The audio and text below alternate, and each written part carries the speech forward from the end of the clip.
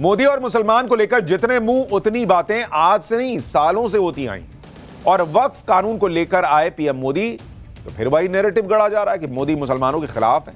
लेकिन जब गरीब मुसलमानों के भले के लिए वक्फ एक्ट लाने से पीएम मोदी को संसद में ये लोग नहीं रोक पाए तो फिर दौड़ दौड़े सुप्रीम कोर्ट गए। कल सुप्रीम कोर्ट में वक्फ एक्ट पर सुनवाई का पहला राउंड था, जिसमें ओवैसी, कपिल सिब्बल, अभिषेक मनु सिंघवी जैसे लोगों ने घोड़े खोल दिए कि सुप्रीम कोर्ट से किसी तरह से इस कानून पर ही रोक लगवा लें। लेकिन कल वो नहीं हुआ। सुप्रीम कोर्ट ने कहा कि नहीं, कानून पर रोक नहीं लगा रहे। आज सुप्रीम कोर्ट में राउंड 2 की बारी थी। आज भी सिब्बल, सिंघवी, ओवैसी एंड कंपनी को सुप्रीम कोर्ट से वो झटका लगा जिसे वो ना तो दिखा पा रहे हैं ना छुपा पा रहे हैं। आज सुप्रीम कोर्ट की हर बात आपको बताऊंगा, क्योंकि हो सकता है अब तक भी खबर जारी होगी भाई सुप्रीम कोर्ट में ये हो गया वो हो गया। आपको बड़ी खबरें पता ही नहीं आज सुप्रीम कोर्ट में क्या क्या हुआ है, क्या खेला हुआ है इन लोगों के साथ ही आज सबकी नजर कलकत्ता हाईकोर्ट पर भी थी, जहां ममता सरकार की छीछालेदर हो गई। मुर्शिदाबाद हिंसा को लेकर हाईकोर्ट ने ममता सरकार को बड़ा झटका दिया और इसी बीच नरेंद्र मोदी की वो तस्वीर आई जिसे देखकर इंडी गठबंधन के नेताओं की परेशानी और बढ़ जाएगी। आज प्रधानमंत्री के घर पर मुसलमान उनसे मिलने पहुंच गए और वक्फ कानून को लेकर पीएम को थैंक यू बोलने लगे। इस मुलाकात में पीएम मोदी ने भी वक्फ कानून पर बड़ा बयान दे दिया। पीएम मोदी ने बता दिया कि वो कब से वक्फ कानून को लेकर प्लानिंग कर रहे थे और वो बयान, पूरा बयान क्या है आज आपको सुनाऊंगा। कलकत्ता हाईकोर्ट में ममता सरकार को कैसे झटका लगा वो भी आपको दिखाऊंगा। लेकिन पहले बात वक्फ कानून पर सुप्रीम कोर्ट में हुई सुनवाई की, जिसकी बड़ी बातें आपको बता देता हूं। पहली बड़ी बात, वक्फ कानून पर सुनवाई के राउंड 2 में सुप्रीम कोर्ट ने वक्फ कानून पर तुरंत कोई रोक नहीं लगाई, जैसी विपक्ष की पार्टियां और मुस्लिम संगठन मांग कर रहे थे। दूसरी बड़ी बात, सुप्रीम कोर्ट ने नए वक्फ कानून के 2 पॉइंट पर यथास्थिति बनाए रखने को कहा है। बाकी वक्फ कानून के नए प्रावधान जस के तस लागू होंगे। वो 2 पॉइंट्स क्या हैं अभी आपको थोड़ी देर में डिटेल से बताऊंगा। तीसरी बड़ी बात, वक्फ कानून पर डिटेल रिप्लाई करने के लिए कोर्ट ने केंद्र सरकार को 7 दिन का वक्त दिया है और मामले की अगली सुनवाई अब 5 मई को होगी। यानी जिस तरह से इंडी गठबंधन ये माहौल बना रहा था कि वक्फ कानून तो असंवैधानिक है, गैर कानूनी है, कोर्ट में तो तुरंत ही गिर जाएगा, कुछ नहीं हुआ ऐसा। ऊपर से कोर्ट ने ऑर्डर लिखवाया तो ऐसा खेला हो गया कि ओवैसी, सिब्बल, सिंघवी का चेहरा उतरा दिखने लगा था। वो तो उनको संभालना पड़ा कि कहीं बाहर मुसलमान में ये मैसेज ना चला जाए कि क्या हो गया है। वो खेला क्या है वो भी बताऊंगा, कैसे ममता बनर्जी की मुश्किलें बढ़ने वाली हैं वो भी दिखाऊंगा। लेकिन पहले इस चैप्टर का प्रीकैप देख लीजिए जो आपको बताएगा कि इस चैप्टर में क्या क्या खास है।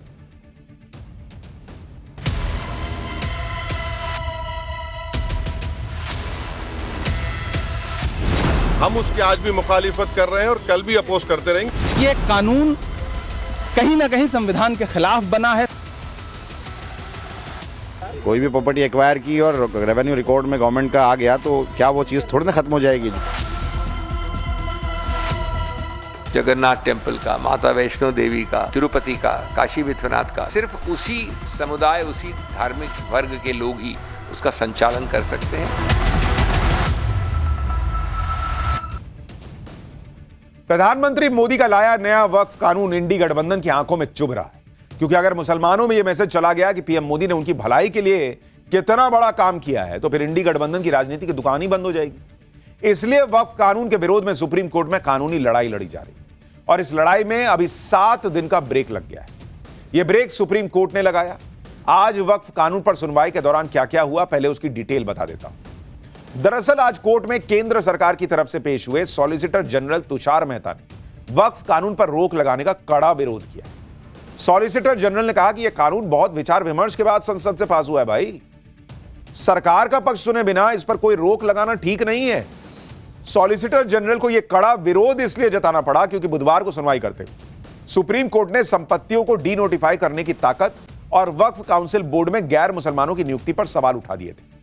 इस पर आज सॉलिसिटर जनरल ने पूछा कि क्या कोर्ट कुछ शुरुआती प्रावधानों को जानकर इन प्रावधानों पर रोक लगाने पर विचार कर रहा है क्या।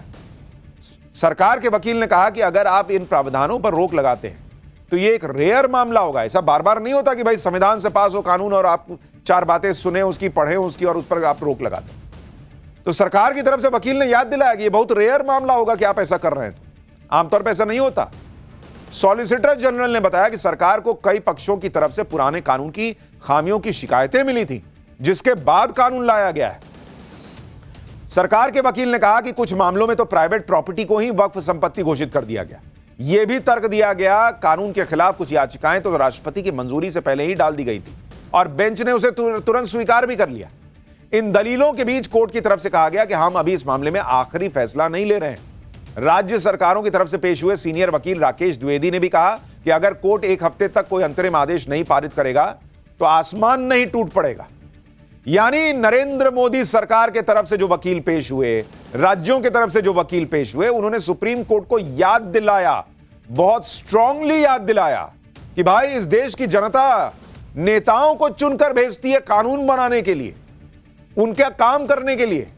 कल को भाई वो नेता जाएगा, पब्लिक पूछेगी कि आपने वक्फ पे क्या किया, आपने तो रोका नहीं वो जो सालों से चला आ रहा है। नेता क्या जवाब देगा कि भाई हमने तो किया था, सुप्रीम कोर्ट ने मना कर दिया। पब्लिक को लेकर अकाउंटेबिलिटी जो है वो नेता की ज्यादा है ना भाई। पब्लिक कहेगी हमने चुन के भेजा था आपको। यही सारी बातें आज सुप्रीम कोर्ट में सरकार के वकीलों ने याद दिलाई कि भाई आप सोचिए आप क्या करने जा रहे हैं। इन सब दलीलों और तर्कों के बीच सुप्रीम कोर्ट ने केंद्र सरकार को 7 दिन के अंदर अपना जवाब दाखिल करने के लिए कहा कि ठीक है आप 7 दिन में जवाब दीजिए। सुप्रीम कोर्ट ने वक्फ की कानूनी लड़ाई पर 7 दिन का ब्रेक तो लगा दिया, लेकिन यह वक्त देने से पहले सुप्रीम कोर्ट ने कुछ बातें क्लियर कर दी ताकि कोई कंफ्यूजन ना रहे। सुप्रीम कोर्ट ने नए वक्फ कानून पर कोई रोक नहीं लगाई है, पूरे कानून पर कोई रोक नहीं लगी है। सिर्फ 2 पॉइंट पर जो अभी तक स्थिति बनी हुई है वही यथास्थिति बनाए रखने के लिए कहा। वो 2 पॉइंट कौन है? पहला यह कि 5 मई यानी अगली सुनवाई तक वक्फ बाय यूजर और वक्फ बाय डीड संपत्तियों को डी नोटिफाई नहीं किया जाएगा। यानी जो संपत्तियां वक्फ बाय यूजर या वक्फ बाय डीड के तहत नोटिफाई की गई हैं उनको डी नोटिफाई नहीं किया जाएगा, मतलब उनको जो है उनका खत्म नहीं किया जाएगा मामला। दूसरा कि वक्फ काउंसिल और वक्फ बोर्ड में कोई नियुक्ति अभी अगले आदेश तक मत कीजिएगा, जो अगली सुनवाई होनी है तब तक मत कीजिएगा। यानी ये सिर्फ 2 पॉइंट छोड़कर बाकी कानून वैसा का वैसा बना हुआ है। जब सरकार ने इन 2 पॉइंट्स पर कोर्ट को भरोसा दे दिया कि भाई ठीक है एक हफ्ते में कोई ऐसा तूफान तो आ नहीं जाएगा, ठीक है हम नहीं करेंगे, तो फिर अगली तारीख दे दी गई कि ठीक है अगली बार सुना जाएगा। इन 2 पॉइंट्स पर रोक को इंडी गठबंधन के नेता अपनी जीत और पीएम मोदी की हार बताने लग गए। सुनिए कांग्रेस के नेता क्या कह रहे हैं, इनको सुन लीजिए पहले, फिर मैं बताता हूं कि ये क्या छुपा रहे हैं। देखिए, माननीय उच्चतम न्यायालय ने जो आज अंतरिम रिलीफ दिया है उसके लिए माननीय उच्चतम न्यायालय का बहुत शुक्रिया। और वो सारे पॉइंट जो हमने पिटीशन में रखे थे, जो हमने पार्लियामेंट में उठाए थे, उसको ज्यादातर को माननीय उच्चतम न्यायालय ने संज्ञान लिया, कंसीडर किया। और आज जो रिलीफ है वो ये दर्शाती है कि ये कानून कहीं ना कहीं संविधान के खिलाफ बना है। सरकार की जमीन हड़पने की जो साजिश है उस साजिश को माननीय उच्चतम न्यायालय रोकेगा, मुझे पूरा विश्वास है। यानी सिर्फ 2 पॉइंट पर सरकार का जवाब आने तक अंतरिम रोक लगी है और ये लोग उसका ढिंडोरा पीटने लगे कि अरे इससे साबित हो गया कि बेकार कानून था, जबकि कोर्ट खुद कह रहा है कि इस कानून में बहुत सारी ऐसी अच्छी चीजें हैं जो बताई जानी चाहिए। मतलब कोर्ट मान रहा है कि अच्छी चीजें हैं भाई इसमें। अब यह समझ लीजिए कि वक्फ बाय यूजर पर सुप्रीम कोर्ट ने जो कहा उसे इंडी गठबंधन ने अपनी जीत तो बता लिया, लेकिन जो इस पर पेच है उसे कैसे इन लोगों ने छुपा लिया।